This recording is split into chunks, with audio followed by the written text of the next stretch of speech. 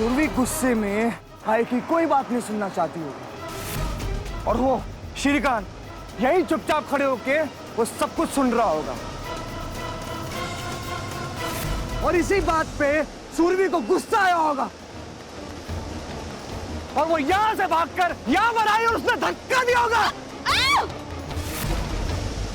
सिम्मी, तुमने मुझसे एक सवाल पूछा था ना कि मेरी आई की यह हालत कैसे हुई। मैं बताता हूं तुम्हें। इस फैक्ट्री की टेरेस से उस धोखेबाज सुरभि ने मेरी आई को धक्का देके नीचे गिराया।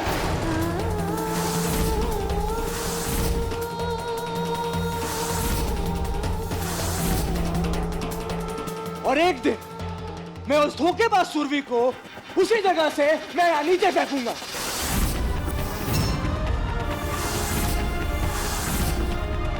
क्या हुआ?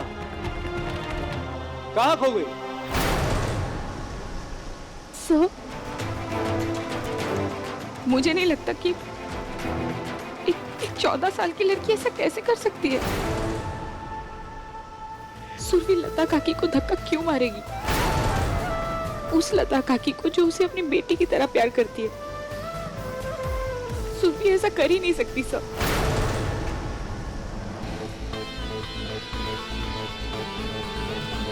तुम कहना क्या चाहती हो? मेरी नजर में एक 14 साल की बच्ची ऐसा कर ही नहीं सकती। मेरा दिल नहीं मानता। दिल तो तब मानेंगे जब दिल होगा। इतनी भयानक करतूत करके 8 सालों के लिए गायब हो गई और अब अपने आप को निर्दोष साबित करने की कोशिश कर रही है।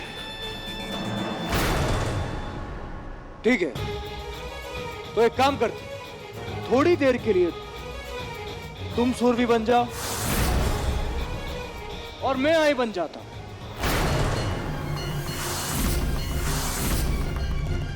और सुरभि के नजरिए से मुझे देख के ये बताओ कि यहां पे आगे क्या हुआ था। पिछले 8 सालों से मैं सुरभि को गलत समझता आया हूं। हो सकता है कि तुम मेरी गलतफहमी दूर कर दो, दिखा दो कि सच क्या है और झूठ क्या है।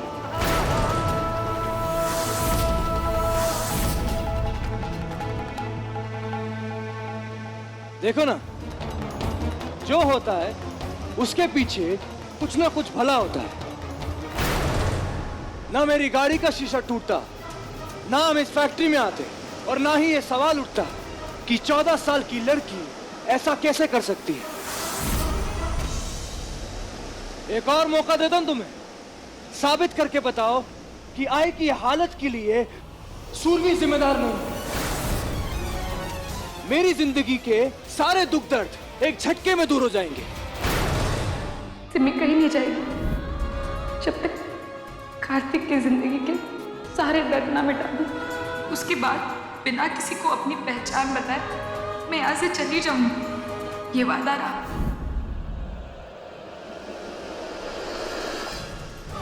बोलो सिम्मी, करोगी सुरभि को बेगुनाह साबित? जरूर करूंगी। करना ही होगा कार्तिक। अपने लिए नहीं, आपके लिए। आपके इस दर्द की वजह मैं हूं और इस दर्द को कब मुझे ही करना होगा।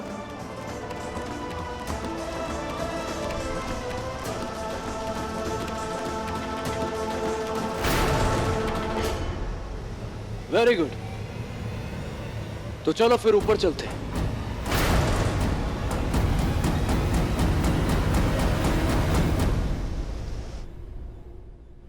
मैं मारी इसको और इससे धकेल दिया मैंने इसको टेरिस से। हाँ,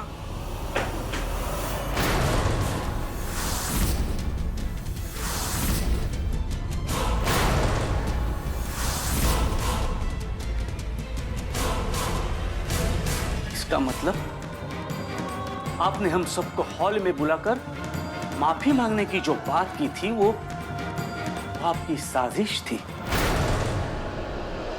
ताकि आप पीछे से आकर लता काकी के कमरे में आग लगाकर उन्हें खत्म कर सके।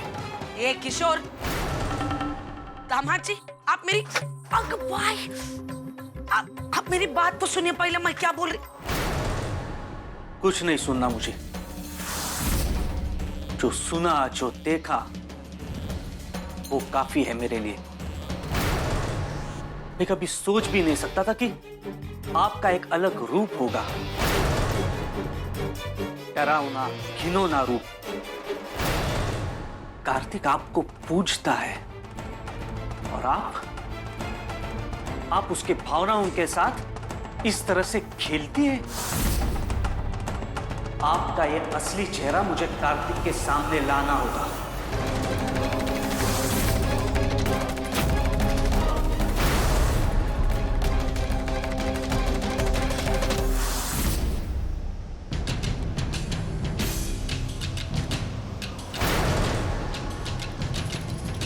उस दिन आई का फोन आया था मुझे, कहने लगी कि सुरभि मिल गई उन्हें।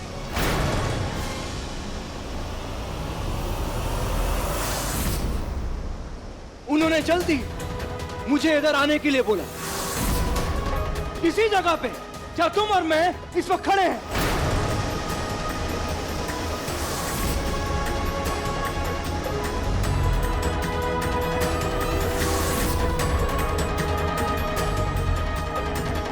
मैं उसी वक्त भागा इधर आने के लिए, और आई से फोन पे बात करने के बाद इस जगह पे क्या हुआ ये तुम मुझे बताओगी।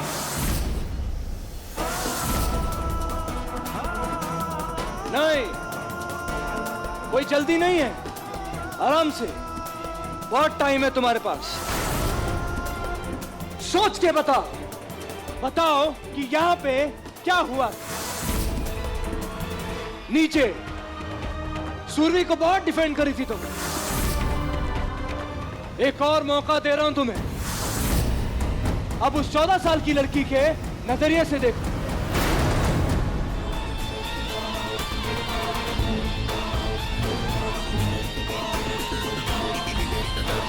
दोबारा सुरभि बन के बताओ कि यहां पे क्या हुआ था, बताओ।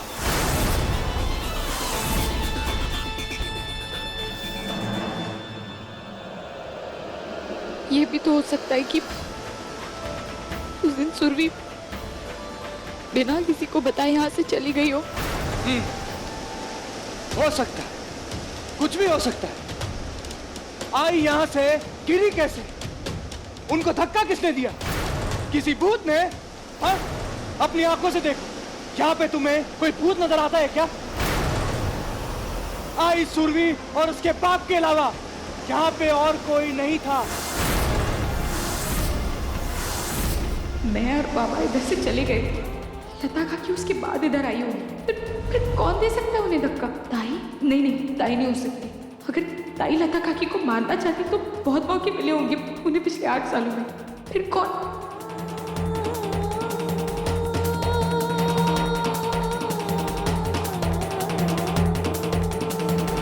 मैं बताता हूं कि उस 14 साल की लड़की ने ये घिनौनी हरकत कैसे की थी।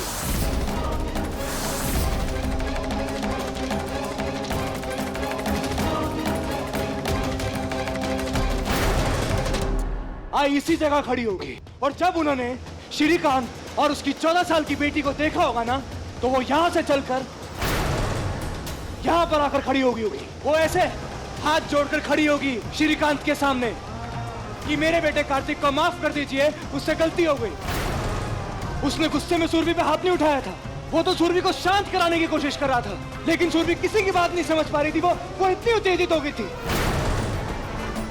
शायद यहीं पे आई खड़ी होकर यही बात बोल रही होगी, और सुरभि गुस्से में आई की कोई बात नहीं सुनना चाहती होगी, और वो श्रीकांत यही चुपचाप खड़े होके वो सब कुछ सुन रहा होगा। आई की आंखों में आंसू होंगे, वो तो यही कह रही होंगी कि सुरभि बच्ची है, भोली सी 14 साल की लड़की है, उसको कुछ समझ में नहीं आ रहा था, आप उसे समझाएं।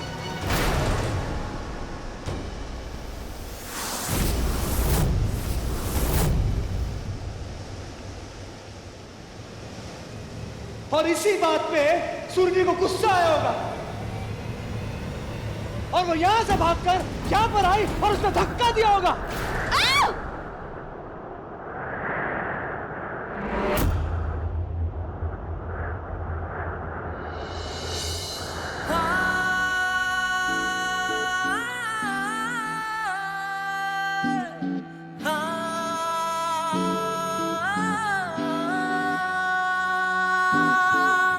दिल आखिर दिल है, भूले ना ये अपनी ही अदा, टूटे मिट जाए तो भी ये खुद में रखे निशान।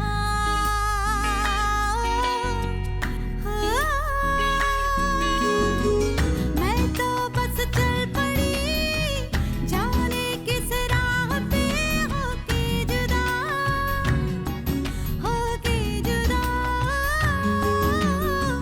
खुशियाँ तेरी मुझे, तेरी ये जिंदगी प्यारी मुझे, मेरे प्यार से ये वादा रहा, ये वादा रहा कि तुझसे मेरा ये वादा रहा।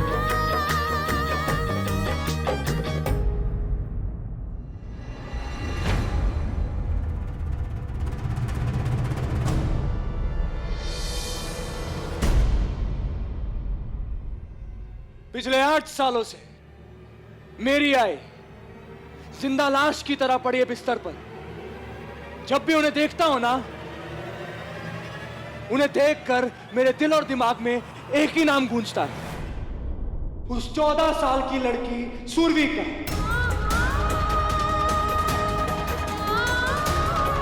और तुम सिम्मी मुझे यह बोल रही हो कि 14 साल की लड़की ऐसा कर ही नहीं सकती।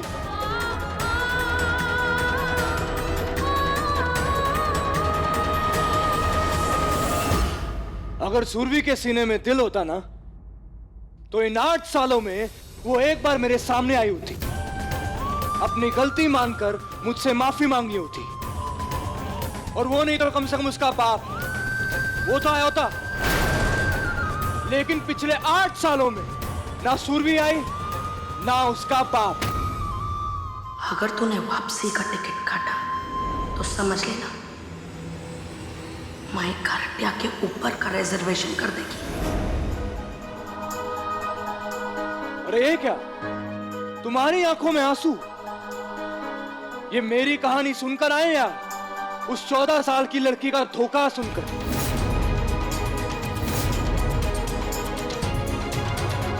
एक बात तो मैंने तुम्हारे सामने साबित कर दी, एक दुश्मन भी ऐसा घटिया काम नहीं करेगा जैसा सुरभि ने दोस्त बनके किया।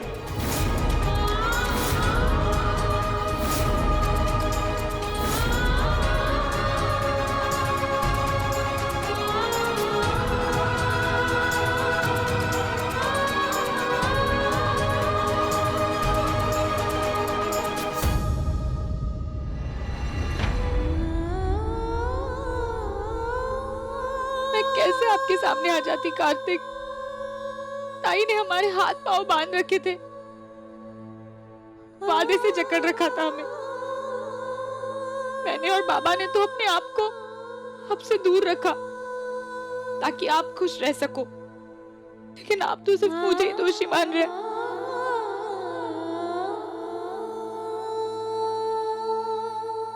पूरी रात पड़ी है तुम्हारे पास। आज रात तुम मेरे साथ बिताने वाली हो, यहाँ से बाहर पनवेल में। लव, अपने बाबा से बात करो। तुम्हारे बाबा का नाम क्या है?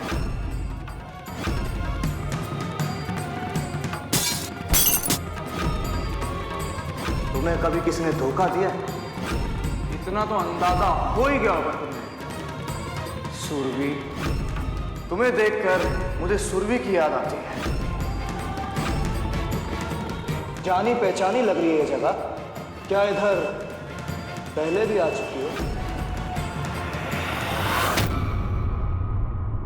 नहीं, ये सब कुछ सिर्फ एक इत्तेफाक नहीं हो सकता।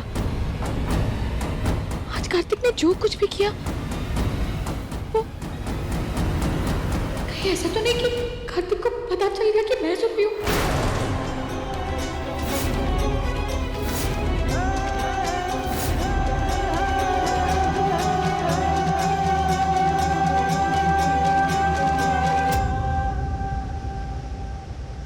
कार्तिक अभी तो नीचे उतरे थे, इतनी जल्दी कहाँ चले गए?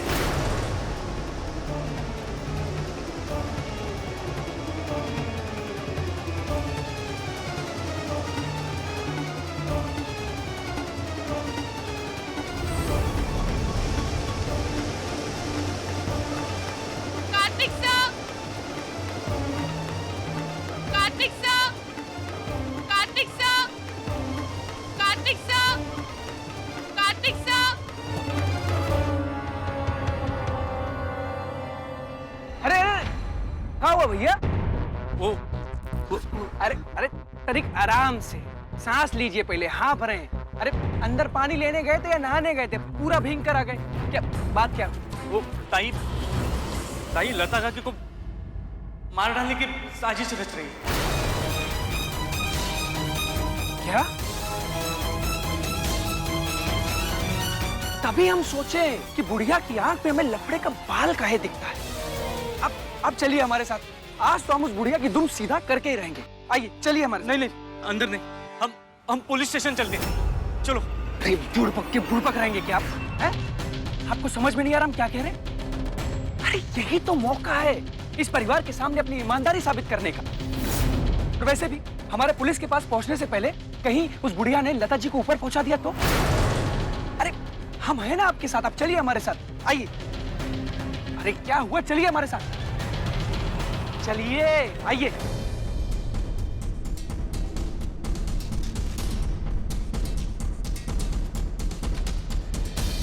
पता नहीं कार्तिक सर कहाँ चले गए।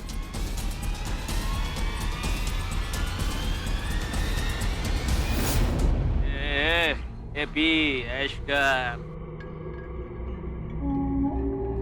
क्या वीडियो, हम लोगों को ऐसा ही 2-4 पार्टी और मिल जाए ना तो अपन का लाइफ सेट बोले तो एकदम झक्कास। अपन को ये चोरी वोरी का मान नहीं जमता है। तुम लोग आपस में बांट लो, आई शपथ। Kartik sir, Kartik sir. आइला, ये लड़की, ये कौन सा टपकी था?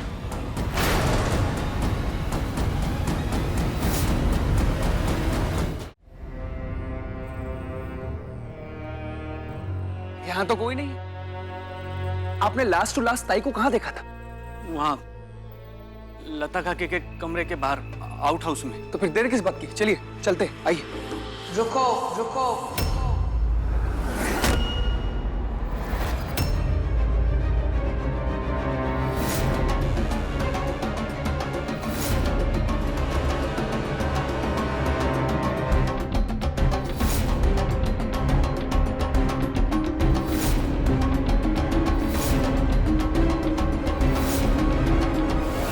प्यारे मोहन भाई, मैंने आपसे पहले ही कहा था कि फिर से घर में घुसना खतरा हो सकता है। पुलिस कंप्लेंट नहीं करनी थी तो कम से कम कार्तिक सर को तो बताया होता। फंस गए ना दोनों। अरे शुभ शुभ बोलिए छोटे दामाद जी, हम दोनों नहीं फंसे हैं।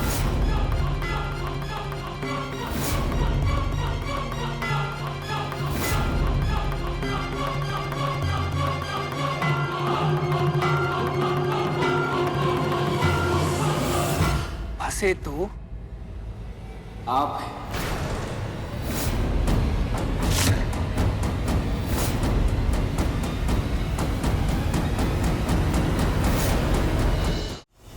अपन का चेहरा पहचान लिया, ऐसे पकड़ो इसे। अरे चलना।